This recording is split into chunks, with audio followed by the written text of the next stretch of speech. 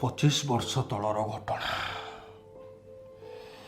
मोर गोटे गर्लफ्रेंड थिला, तार ना हूँ कोमल।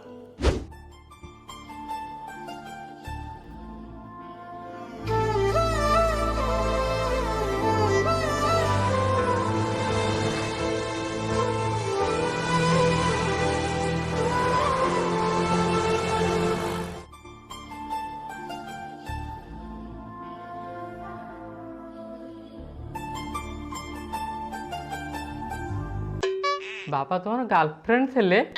हेले 5 वर्ष मते भल पाइला परे आउ जन को हाथ धरी मते एका करी चली गला। मो कहया कथा होची मो एक्स गर्लफ्रेंड नुहे, ता झियो सहित तोर प्रस्ताव पकेची।